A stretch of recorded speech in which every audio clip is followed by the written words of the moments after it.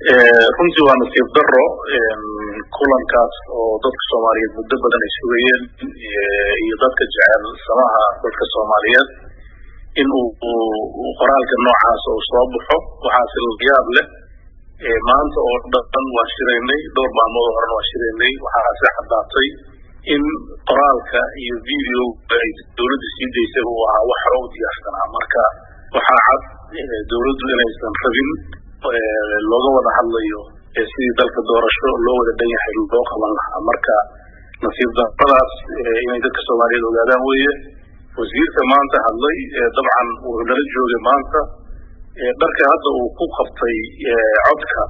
kii uu watay ma aha oo dadka dhan baa nala joogay marka wax sii diyaarsanaa oo loogu talagalay in dadka Soomaaliyeed lagu marxabaabiyo ahayd mas'uuliyadeedana cidda hawshaas qabatay ayaa qaadi doonta dilaha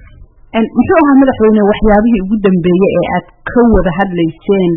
ee dawladda ay u aragtay in aan laga gudbi karin oo keentay inay ku dhawaaqaan in kulankaasi uu fashilmo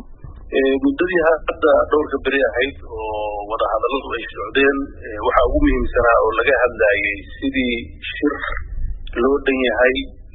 loo qaban lahaa oo dadka Soomaaliyeed u horseeda doorasho loo dhan yahay waxaa la isku khilaafsanaa ajandaha shirka iyo hanaanka shirka u soconayo siduu noqonayo waxaa nasiib darro ah in wada hadalkii oo socda uu ku soo gaboobay in madaxweynihii jamhuuriyadda federaalka Soomaaliyeed uu diiday ajandayaashii loo arkayay in ay suuragal ku tahay inay qabsoonto doorasho lagu kalsoonaan karo oo dadka oo dhanna u siman oo ka qayb geli karaan arrinta ajandaha ayaa la isku mari waayay maalinta horena saasay ahayd laakiin markaan soo kala tegayno waxaan kusoo kala tagnay bal inaan wakti kala qaadano oo dib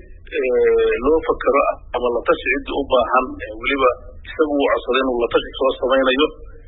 markaan xaafadihii nimid oo aan filayna inuu la tashi aadayo oo wadahadalladu sii socon doonaana waxaan aragnay statementii iyo hadal diyaarsanaa oo horey laga sii daayay marka annagu tuunkaas waa qabnay laakiin in dadka Soomaaliyeed ay maanta sidaas u ogaadaan waxay runtii ay u baahnayd in la wada ogaado marka mas'uuliyadda wixii maanta meeshaas ka dhacay madaxweynaha cidna lama wadaagto waxaa ka dhawaajisay in aad rabtaan in kulanku noqdo kulan loo dhan yahay ma waxaad ula jeedaa kulanku waxay ahayd inay kasoo qayb galaan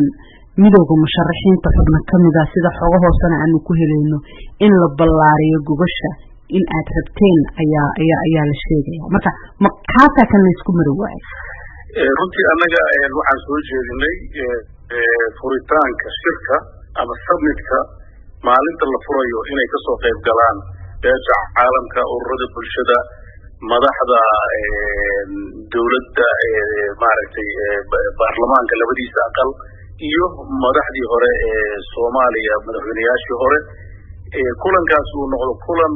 khudbado iyo tabashooyinka gaar ahaan gudoomiyaha aqalka sare iyo madaxweynayaashii hore oo tabasho badan qabay iyo musharaxiinta iyagoo matalaya inay soo jeedin sameeyaan beesha caalamkuna ay soo jeedin samaysto laakiin maalinta labaad uu noqdo kulan xiran oo ku kooban dawladda federaalka iyo dawladaha xubnaha ka ah oo keliya kadibna ay ka hadlaan ajandayaasha shirka ee la soo jeediyay waxaa kamid dabcan shirka wuxuu ku sabaysan yahay sidii doorasho loo qaban lahaa saldhigga doorashadana waxa uu ah heshiiskii siyaasadeed 17 September la gaaray isaga ayaa gundhig u ah waxaa kaloo jiray documenti ay kasoo shaqeeyeen dawladaha xubnaha ka iyo dawladda federaalka ah oo 16 February iyo 15 lagu qabtay Baydhabo oo isagana ah documenti qadiyadihii iyo ama arrimihii taagnaa ka soo jeediyeen xalal waxaa kaloo meesha yaalay 8 February mar haddii xilhayntii madaxweynuhu ay dhamaatay iyadana in laga hadlo marxaladan kala guurka ah doorashadu siday ku dhacayso iyo awoodaha dawladdu sida ay doonaan kadibna iyadoo jawigu degan yahay dadku isku calool fuyow yahay doorasho raalli laga wada yahay la aado qof walba la yaqaana roolkiisa ama maaragtay mas'uuliyaadkiisa ay kala qaybsan yihiin yaa mas'uuliyadda amniga leh yaa mas'uuliyadda howlfudeynta leh dawladuhu xubnaha ka maxay yeelan doonaan inkastoo abraacyadii hore ay wax ku dhignaayeen laakiin maadaama xilligii madaxda xilka haysta ee dhamaatay in la helo waa muhiim arrimahaas ay arrimaha taagan laakiin maba la isla gaarin in ajandihii la isku afkarto madaxweynuhu wuxuu soo jeediyey lagama hadli karo 8 February wixii ka dambeeyay lagama hadli karo amniga dalka anaa madax ka ah lagama hadli karo doorashada iyo say u soconaysa anaa sidaan rabo u qabanaya haddaan waxaas laga hadlayn shirka doorashada looga hadlayo wuxuu yahay annagu waa garan weynay laakiin haddana waxaan u furnaa albaab wada hadal iyo isqancin iyo in la turxaan bixiyo aragti kala duwanaanta hadday u baahan tahay la tashi sharcina sharciga loo noqdo hadday u baahan tahay la tashi siyaasadaha loo noqdo haddii ay u baahan tahay cid kale oo na kala qanxisana in fursad loo helo laakiin in albaabka lasoo xiro macnaheedu waxa weeye in dadka Soomaaliyeed rajadoodii lasoo laabay ujeedooyin kale oo guracanna laga leeyahay mudane waxaa jirta in beesha caalamka ay dadaal badan gelisay in kulankani uu noqdo mid miro dhal ah oo waxa shacabka Soomaaliyeed ay u baahan yihiin oo ah doorasho heshiis lagu yahay ay ka soo baxdo sida beesha caalamku u aragtaa in kulankii ay intaasi waday uu guuldareystay mase is aragteen kadib markii warkaasi uu soo baxay wallahi weli lama aan kulmin beesha caalamka laakiin intaan la kulmin intaan oo dhan way ogaayeen waxyaabaha la isku hayo way ogaayeen farsi habka maarta shirku u furmi lahaa way ka warqabeen waxa looga hadlayo way ogaayeen hadda kulley iyada garwadeenka ahayd oo soo qabanqaabisay inuu shirkaan dhaco si ajandaha aan uga heshiino kadibna waxa ay la socoto dabcan annagu mararka qaarkood waxaan ka codsanay in ay ka noqoto garantoor laakiin waxay codsadeen in iyagu markhaantiyaalka noqdaan witness si kastaba ahaatee annagu waxaan rabnay wax aanan mugdi ku jirin oo miiska dushiisa yaalla madaxweynahana waxaa lagu kari waayey wax lala og yahay in ay noqdaan marka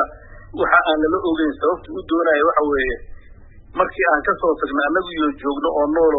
magaaladii la joogno inuu been naga sheego oo ay yidhaahdaan iyagaa wax diiday oo runtii wixii lagu sifayn jiray allah u naxariista dhagabadan uu shabaab ku sifayn jiray inuu nagu sifeeyo dhaho jid iyo jihadiid weeye hadda macnahaasi kolley waxay u taallaa dadka Soomaaliyeed iyagaana markhaanti ka noqon doona meesha dalka iyo dadku uu u wado dadkuna waa u wada jeedaa shacabka Soomaaliyeedna mas-uuliyadoodu waa ay yaqaanaan iyo madaxdooduba waxaan u rajaynayaa dadka Soomaaliyeed ee caanadaasi dabada la qabtaayo dalkan inuusan meel xun aadin madaxweyne madaxweynaadkii hay-adaha dowladda federaalka waa u dhamaaday iyadoo aan wax kale laga gaarin nidaamka doorashada dadka Soomaaliyeed walwal badan ayay qabaan in madaxdoodu ay go'aan gaari waayaan doorasho lagu heshiin waayo dalkuna meel aan wanaagsaneyn uu ku laabto maxaa rajo ah oo dadka ku dhageysanaya aad u haysaa wallahi madaxweynaha xilkiisu dhamaaday kursiga waa ku dhagan yahay oo in lagala hadlo ma rabiyo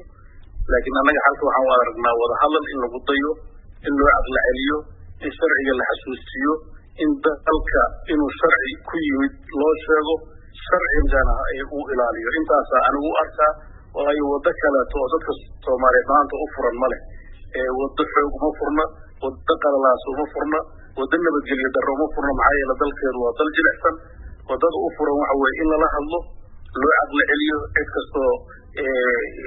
uu wax ka maqlayana ay waqti ku bixiso marka waan rajaynaynaa in ay caqliga wanaagsan iyo maskaxdu ay soo noqoto oo dalka taladiisa dadku ay u soo noqoto intaa waa rajaan ka qabnaa dhinacayna wax tanaasula ma samaynaysa si loo gaaro in doorasho loo dhan yahay loo aado annagu tanaasulka bil halkaaba u fadhinaa diyaar baan unahay tanaasul waxa laysku hayana waxa weeye wax shakhsiyadeena ku xiran oo aan ka tanaasuleyno hadda aan sheegna oo ma garanayno waxa aan rabnaa uun war wax credible ah oo ummadda Soomaaliyeed hadda u noqoto xujo sax ah oo qaanuuni ah oo dalkan dhismaayo wadadii uu ku dhismi lahaa aan isla afgarano way waxa laga hadlayo oo sharcigu uu noqdo waxa dhexda u yaala dadka maxaa yeelay ummad walba meel degan shuruucda hoggaamisa shuruucduna waad ogtahay oo dee compromise mala shuruucdii la fuliyay leedahay marka waxaan rajaynaynaa wixii sharcigu qabo haddii annagu aan sharciga ku khaldan nahay in noola sheego la yidhaahdo idinka waa halkaas ay u khaldantihiin haddii madaxweynuhu iyo cidda la talinaysana sharciga khaldan tahayna in loo sheego intaas uun baa muhiima madaxweyne marka madaxda maamulada kale ee dalka marka la fiiriyo hadda madaxweynihii ama dowladda federaalka dhinaceedii ayaa ku dhawaaqday in kulankaasi wax natiijo ah laga gaari waayo madaxdiina kale ee maamul gobolada shanta ah ma kulmi kartaan oo xal ma keeni kartaan kulmayna waana kulmi doonaa madaxweynaha ruuxadiisa inaan la kulanno diyaar baa u nahay anta maanta markaan kasoo tegay lagu yidhi aan si soo noqono cid walba oo danta maslaxadda ku jirta Soomaaliya inaan la kulanno annaga sarta kuma xirno waa la fariisanaynaa miiska laakiin waxaan rabnaa in la wada hadlo oo waxa sharcigu yahay laga doodo laakiin inaan wada kulanno oo is aragno sharti kuma xirna cid walbana waan arkaynaa haddii Ilaahay ka dhigo